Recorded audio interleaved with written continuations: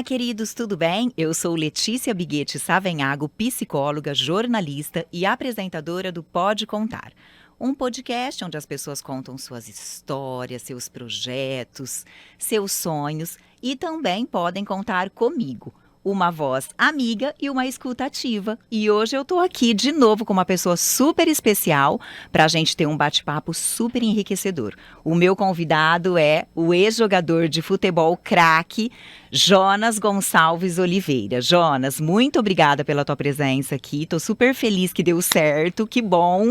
É verdade. Para você contar um pouquinho tua história. Que bom, Letícia, a gente está aqui hoje, né? Primeiramente, obrigado pelo convite. É uma alegria estar aqui hoje para contar um pouco da minha história, esses 15 anos de carreira, antes, durante e depois. Agora que eu já sou ex-jogador, né? Então vamos passar um pouco por tudo aí. E para o pessoal te conhecer, claro que eu fiz um texto para você, né? Então vamos ler, porque aí a gente conhece um pouquinho a história do Jonas e aquece o nosso bate-papo. Nas terras de Itaiúva, interior de São Paulo, nasceu um menino cujo coração pulsava ao ritmo do futebol. Jonas, com seus pés ágeis, trilhou caminhos para muito além dos horizontes desta pequena cidade. Em meio aos campos do Guarani, sua paixão floresceu, mas o eco da saudade o chamou de volta ao aconchego familiar. Foi aos 20 anos que ele finalmente vestiu as cores do profissionalismo, desafiando o tempo com maestria, erguendo-se como um craque entre os homens. Nos gramados, ele escreveu poemas com a bola, sendo artilheiro do Brasil em 2010 e marcando sua essência na história da Liga dos Campeões da UEFA, com um gol que reluziu em apenas 10,96 segundos, sendo o segundo gol mais rápido da história do campeonato. Como uma estrela, ele iluminou o Grêmio e o Benfica, eternizando-se como o maior artilheiro brasileiro em solo português. Mas o destino, tecido pela dor de uma lombalgia crônica, o conduziu ao fim precoce dos dias de glória. Deixou um legado entrelaçado de gols, vitórias e lições, adornado com os prêmios que brilhavam em sua trajetória. Hoje, Jonas tem uma bela história que ecoa pelos campos e sua jornada também é guiada pela fé e pela família. Ao lado da companheira, parceira, amiga e esposa Melina, e também com as filhas Maria Fernanda e Maria Letícia, encontrou morada na querida Ribeirão Preto, onde seu nome é inspiração para todos que têm a oportunidade de conhecer e reconhecer a sua trajetória. Jonas, muito obrigada. Agora o pessoal já se situou, né, da tua jornada. E quero começar te perguntando, como foi esse encontro com a bola? Como surgiu essa paixão e esse casamento com o futebol? Depois de um texto desse, tem que dar os parabéns, né? Fantástico. Que eu já falei pra você que eu vou usar em algumas ocasiões Fique essa à vontade, é um aí. presente para você. Obrigado. Ô Letícia, bom, o futebol sempre teve comigo, né? Desde a minha infância. Eu me lembro que quando a gente ganhava algum presente do pai e da mãe, o que era? A gente pedia bola, era só bola. Então, eu sou o filho mais novo, e a gente sempre brincou em casa de futebol, com os irmãos, com os amigos, com os primos principalmente. Os primos dormiam em casa, eu dormia na casa dos primos. E a gente sempre, desde pequeno, foi já... E teu pai gostava, Jonas? Amava. Acho que se perguntasse o sonho do meu pai lá atrás, ele falaria, olha, um dos meus filhos, ou jogador de futebol ou músico. Meu pai sempre gostou dos dois. E aí ele incentivou muito os filhos. Olha que legal. O mais velho tentou jogar, mas aqui até no Botafogo de Ribeirão, mas desistiu. Depois foi pro piano, também desistiu, foi estudar. O do meio não tentou muito e eu fui o que ele mais insistiu. E é interessante, né, porque eu tenho uma amizade com o Jonas, com a família, que a gente fez através da escola, das meninas.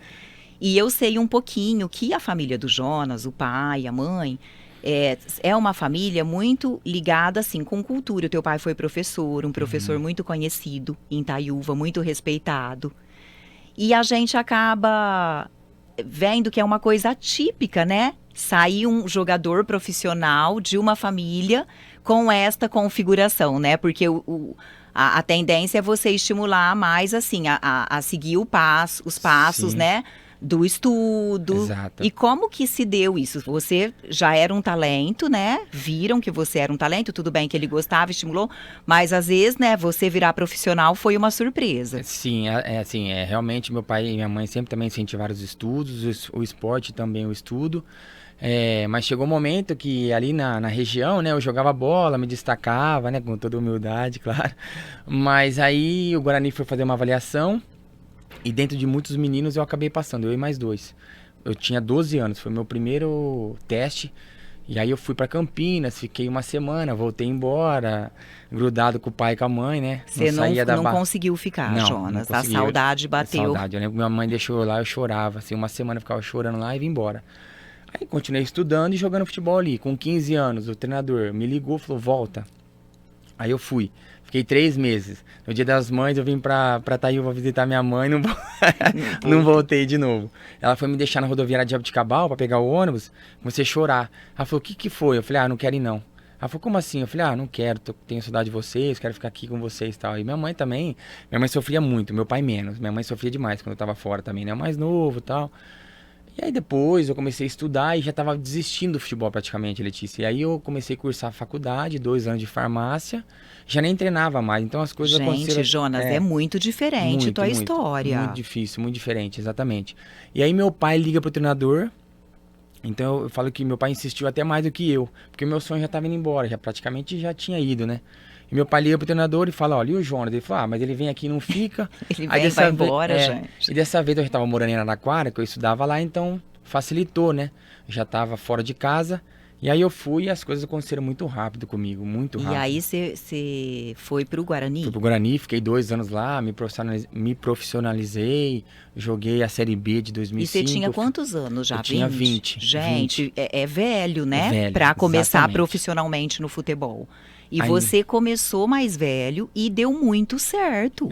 É uma história muito atípica, né? Muito, e assim, aí agradeço muito a Deus também, as coisas foram acontecendo muito rápido. E a família, comigo. né, Jonas? A fé, a família sempre foram pontos, assim, eu percebo, né, em vocês, muito forte, né? São valores muito fortes. Tanto gente, que eu tô tentando chamar os Jonas para vir aqui dar uma entrevista no Pode Contar faz um tempão. Mas como eu gravo às quartas-feiras, é o dia que ele tem para cuidar do pai dele, em Itaíba. Então ele falava, Letícia, eu não consigo, porque é o dia que eu dedico a cuidar do meu pai. E essa semana, que bom que nós conseguimos fazer a gravação na sexta. E aí eu falei, gente, o Jonas, agora vai dar certo, ele vem.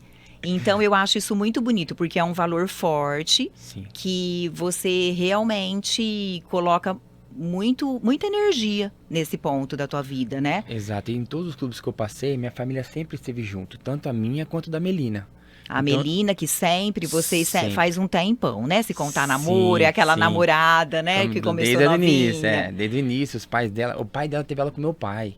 É muito legal, muito, assim, bem bacana. Cidade assim. pequena, assim, pequena, então, é uma delícia isso, né? Sertãozinho também é assim, gente. É perfeito, todo mundo se conhece, é família. E é gostoso, né? Porque isso agrega para as relações. Exatamente. Aí quando eu fui para Campinas, que eu tava mais próximo dela, porque os pais dela moram em Nova Odessa, pertinho, a gente começou a namorar. Então foi no início. E assim, aonde a gente foi... E a Melina sempre te acompanhando e te dando força. Sempre. Vixe, é o jeito dela, né?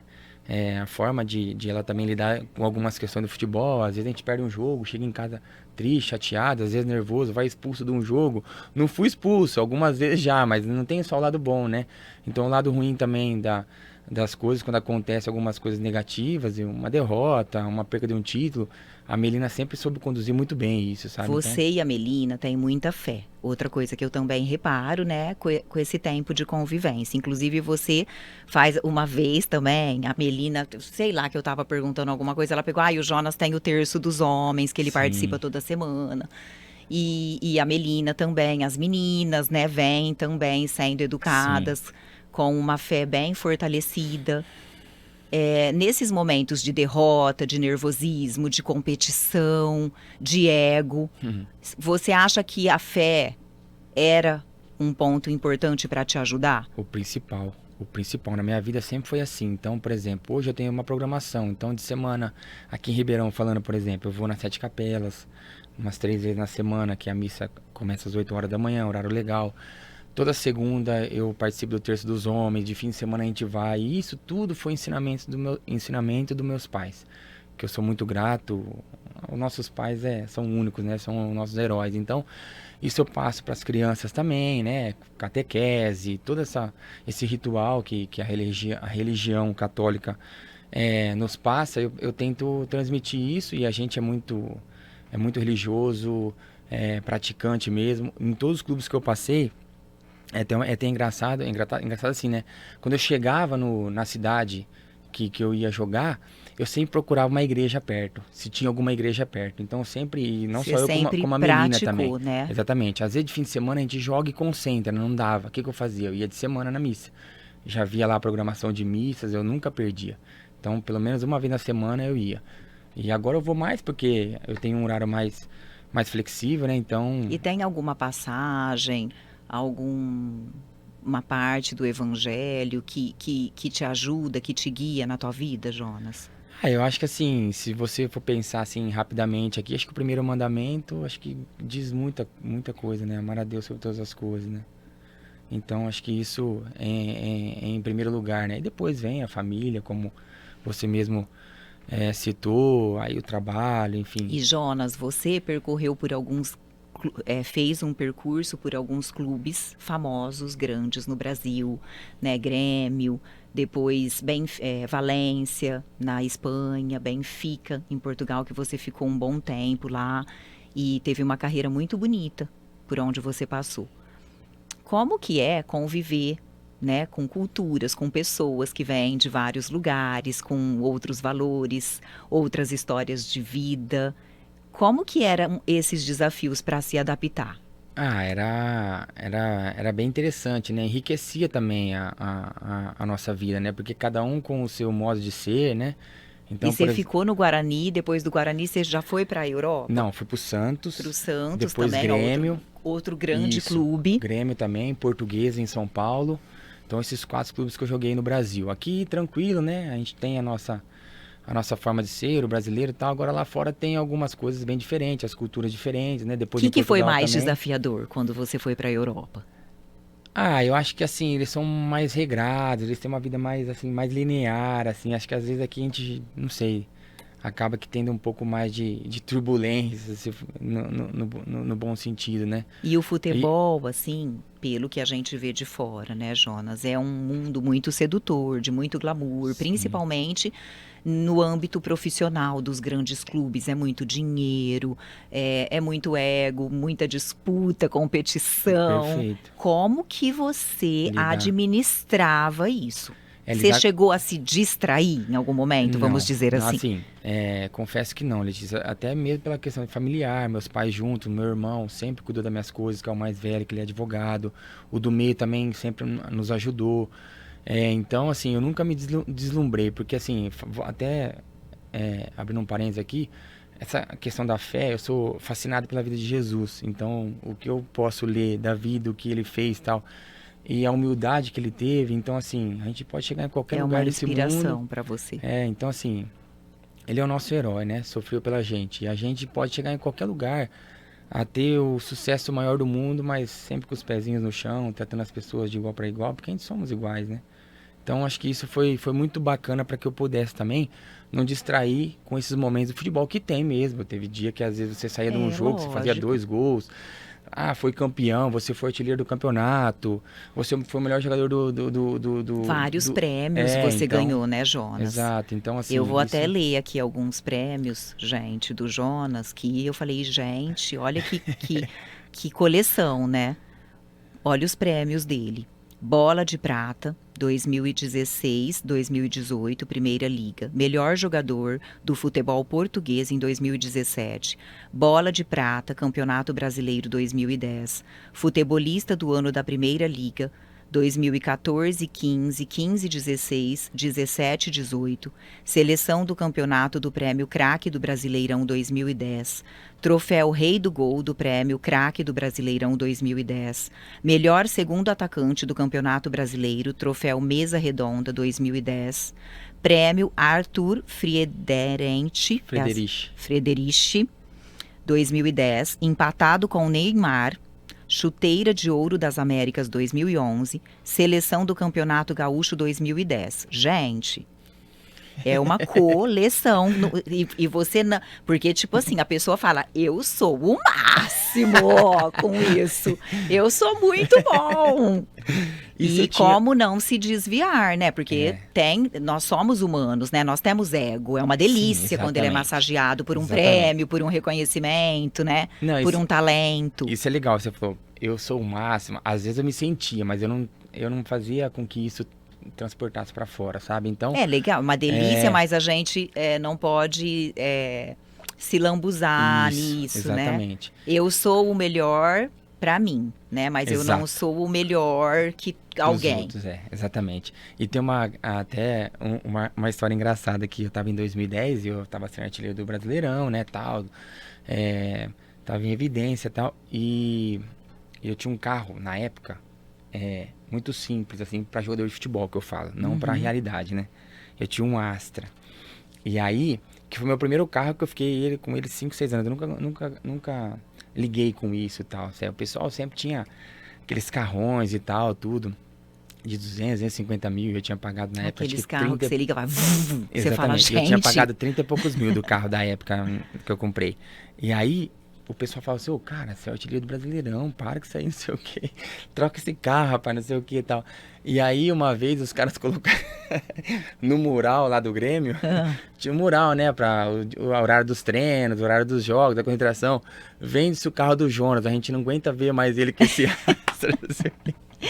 Então, assim, eu nunca me deslumbrei de verdade. Que são assim, os valores, né, nos quais você foi criado, que realmente foram alicerçados na rocha, né, Jonas? E muito importante até para essa vida minha agora pós-carreira.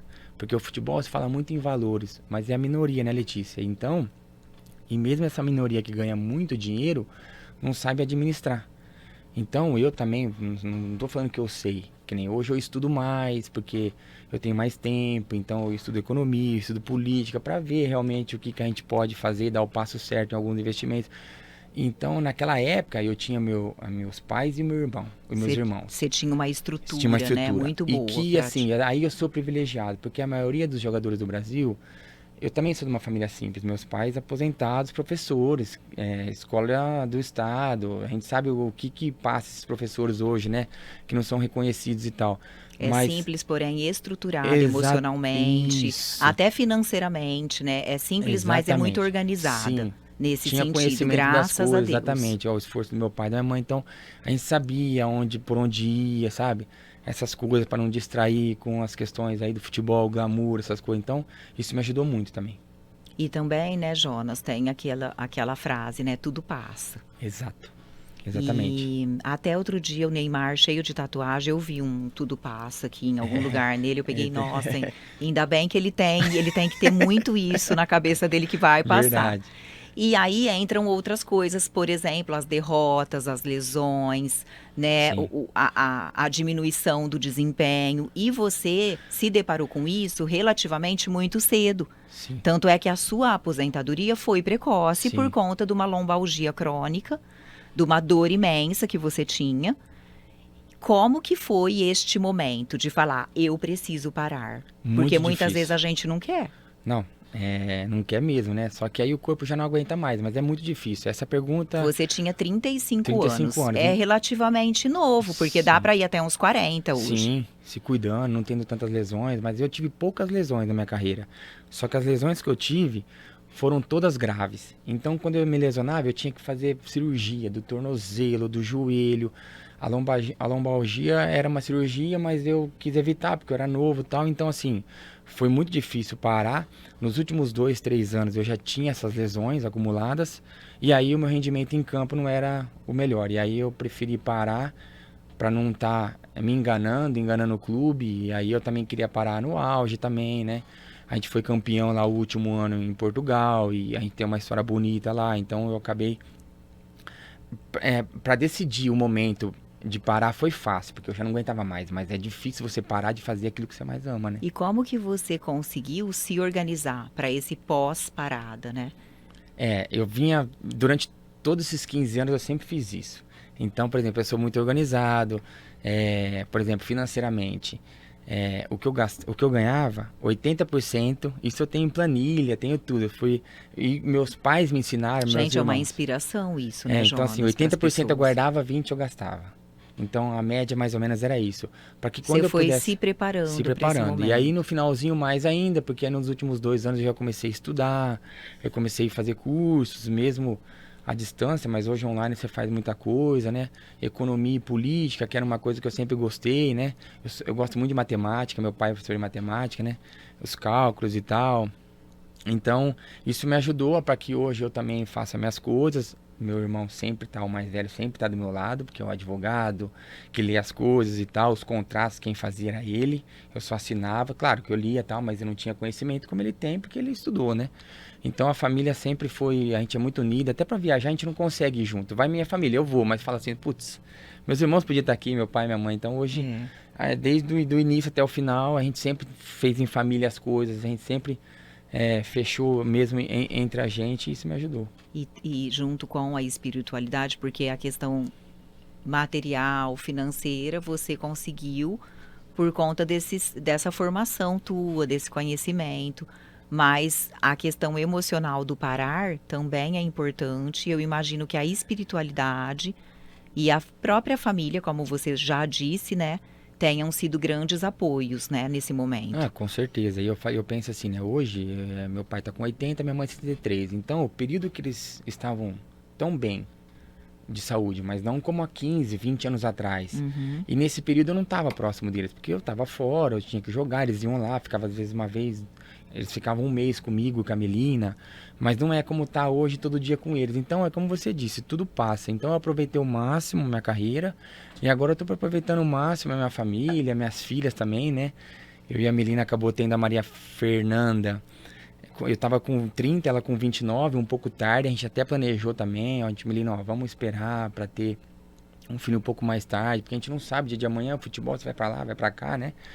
Então hoje eu aproveito outras coisas que enquanto eu jogava não dava, então tá com com E as hoje, meninas. Jonas, você é, usa o seu tempo administrando, né, o patrimônio que você formou e se formando também, se informando. Existe algum outro plano, alguma outra atividade que você tenha vontade de iniciar, de fazer? Tenho, eu assim, aí é só mais ligado à parte social, né? Então, por exemplo, meu pai sempre foi dos Vicentinos, meu irmão é dos Vicentinos, eu também sou, eles ajudam mais, né? Porque estão em Itaiúva, né? Mas eu queria falar um pouco para os meninos que querem ter o sonho de ser jogador de futebol, é, tomar um caminho diferente, né, da maioria. Então ter tranquilidade, ter cabeça, não se deslumbrar, sabe? Mostrar o que eu fiz, e outros jogadores também que tiveram sucesso, no sentido de, pô, ser Ter humilde, sucesso dentro e fora do campo, né? sabe, pô, tá ganhando bem, calma, tranquilo, é, traz sua família pra perto, Deus em primeiro lugar, religião, independente de religião, entendeu? Rezar. Então acho que mostrar esse caminho também para esses E meninos, né? Jonas, é muito legal você falar isso, porque você tem a autoridade para falar, porque você viveu, você é realmente isso que você vai falar. E como você é um jogador de futebol que teve muito sucesso, que teve uma carreira muito bonita, uma criança olha para você assim, deslumbrada. Eu vejo pelo Lorenzo, meu filho, que quando você tá perto, ele não tira o olho de você. Tipo assim, meu Deus, é tipo na minha época, como se a Xuxa aparecesse perto de mim e eu falasse, gente, a Xuxa tá aqui, né? Então, que legal você usar, né, esse fascínio que você causa por conta da tua história para colocar dentro dessas crianças um sentido de vida nobre, né? Exato. com valores Sim. que vão ajudá-los, né, a ter Sim, uma exato. qualidade emocional, espiritual, financeira boa para o resto da vida. Exatamente. Então, tomara que você consiga fazer isso. Você já pensou assim em onde começar? Não, ainda não tá nem no papel ainda. Eu tô pensando porque realmente hoje a questão familiar pesa muito ainda pra mim, né? Mas como eu sou novo, com o tempo, acho que eu quero aproveitar ao máximo hoje estar perto dos meus pais. E com o tempo, sim, porque assim, eu não tô no meio da bola hoje, mas eu gostaria de voltar pro meio da bola. Não sei quando, aqui 5, 10, 4, 6, 8 anos, mas nesse sentido, de orientar Mas se já esses tem jogadores. isso dentro de você, você verbaliza, fala com Deus, fala para Deus, fala para o universo, você pode Exato, ter certeza que o universo vai conspirar, né? exato, E exato. você estava falando de fé, eu tô assistindo aquele documentário The Chosen. Documentário não, a série, né, no Netflix. Assiste, Jonas. Sério? Que demais. Significa os escolhidos. Então é a Ah, história de Jesus, nossa, né, sensacional. com os apóstolos, né, ele escolhendo as pessoas para segui-lo e tudo mais. E teve um episódio que eu amei, que super me marcou, que eu acho que tem a ver o que eu vou falar aqui, como que você acabou de relatar, que é um trecho, né? É um sermão que Jesus faz e Mateus escreve esse sermão. E tem um trecho nesse sermão que fala assim: buscai as coisas do reino de Deus e sua justiça, e todas as outras coisas lhe serão acrescentadas.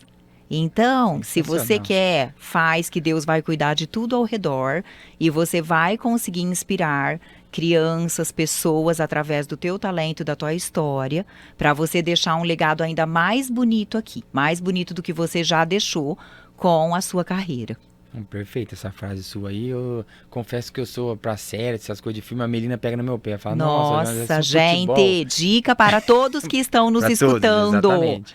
The Chosen. E eu assisto com o Rodolfo, a Alegra e o Lorenzo. E a Alegra e o Lorenzo adoram. Sensacional. É didática, é leve.